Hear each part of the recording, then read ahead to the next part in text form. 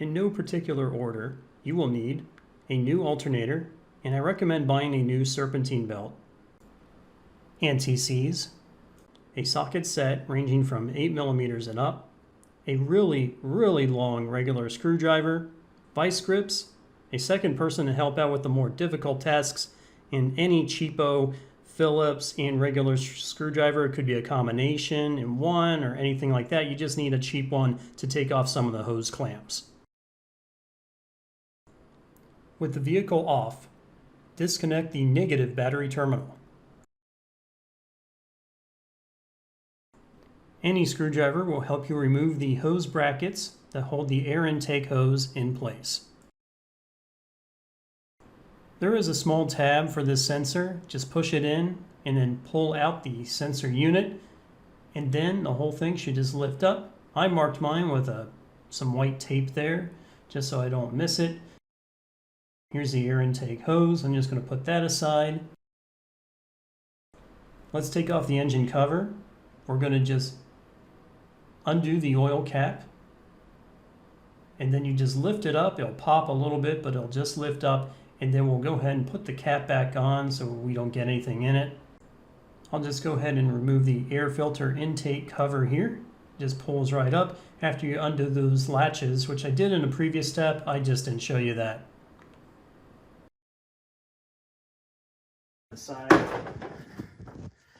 Okay, next, this whole unit, I'm pretty sure I have to take off because you can see the alternator is going to be right there. I got to get to that, so all of this has to at least not be in my way. Kind of a handy tip for these guys right here. There's going to be one on the bottom, one on the side.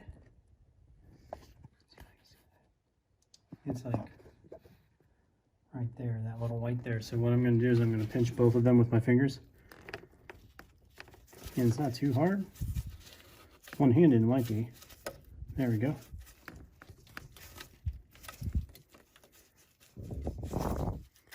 Should just come right off. There we go. If you got it right, it just pops right off and you don't have to worry about it.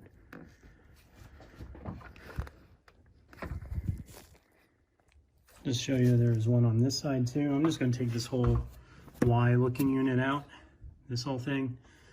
So it's right here, here, and here. And you notice I put plastic bags on this because I don't want anything to get in them.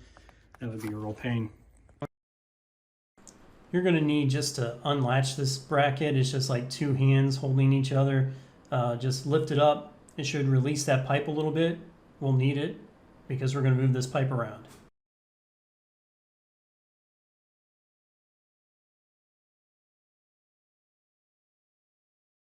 I think you just pull that off. It's just rubber. So I'm going to go do that.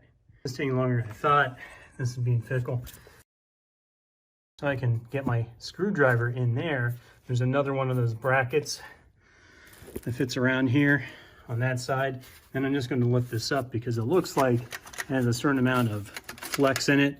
I can just lift it up and move it out of the way.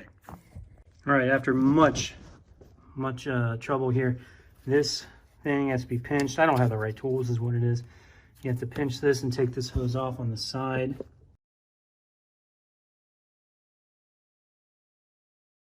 Let's see if I can see that. Flip it around. You can see it, I just took it off there. And then next, what we're going to do is we're going to get a screwdriver behind here and actually take it off. I just need this to bend out of the way, really bend up. So, be back. What happened here, there is, maybe you'll see it if I wiggle it about, there is,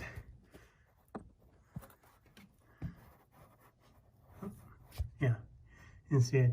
There's a screw right there. It's super hard to get to. I had to put my hand through here.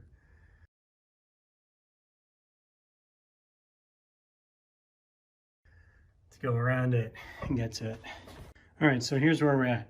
We have this pipe out of the way, and we have this big pipe in the way. You can see the alternator is right below it, so I'm going to assume this is not going to be easy to get this out.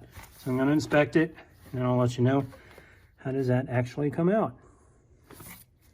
held in by this pipe here, held in by another bracket. So I found out that I might be able to use, I'm gonna do a couple cables. So it looks like the clamp is right there. I should be able to get a screwdriver.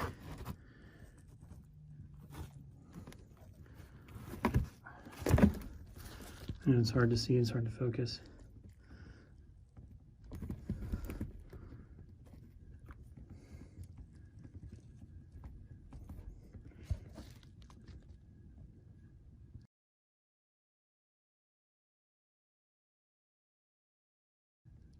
And into there. Now you see I got both the turbo in and outlets exposed right here. Okay, I don't need to do much with any of those. I gotta make sure I don't put stuff in them. So they're pretty cool to look at. Let's get in there. What do you see? We're here for the alternator, which is right here. Oh boy. Well, first, if I recall right, we need a 15 millimeter to unlock that bolt. The belt's holding it in. The tension pulley is covered in coolant. And it is right there, I believe. Everything goes right. I should be able to take off this belt and get my job done. Let's do it. Put a socket on the tensioner pulley, pull it towards the driver's side, and it will just magically come off. You can take that serpentine belt right off. When you take the top 15 millimeter bolt off, it just kind of comes off there, but you need a 7 millimeter to take that bolt insert out. That's because you can't get back behind here, I guess. Some good engineering on their part, so let's go ahead and get that sucker out. Just in case you're interested in what that looks like, here's the bottom one, and this fits on top of this guy, like so. And taking this out actually took a long time. Yeah, it just took a long time. I think it's because there's it's just a set of threads just pulling it out, and you don't know when you can actually just pull it from the hole there, but there you go. Before we pull this alternator out, there is a power, whatchamacallit right there. We got to get that guy out first. So let's do our best and see what we can do. I want to check the terminal, and I want to see what I can break, which is not this. Okay, not this brown thing. But it tells me that there's a part that goes in there. Going back to the oldie here. Looks like I'm just, like this plastic part that was on top, it just, I'm not looking at what I'm looking at. This plastic part that's on top there.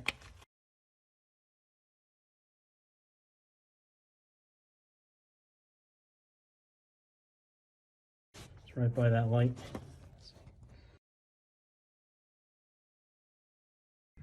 I took a 14 millimeter socket to take that off. And then this little guy here, he was a bit of a pain. What you gotta do is you push a screwdriver in to this flexible part, this flexible middle, and then you pull up with your other hand. It's not easy to do, just for a reference.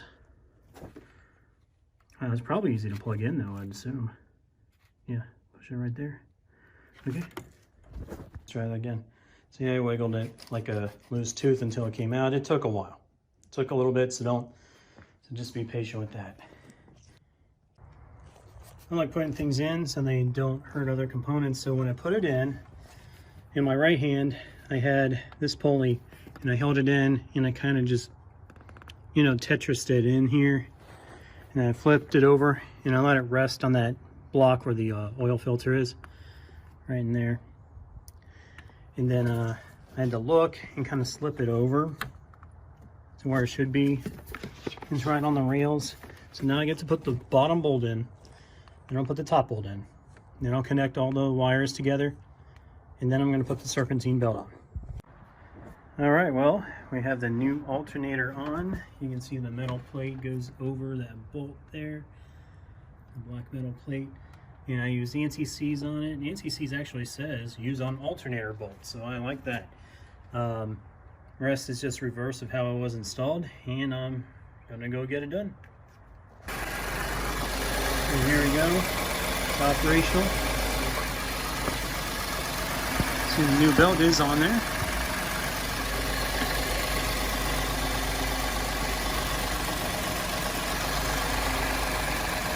New alternator.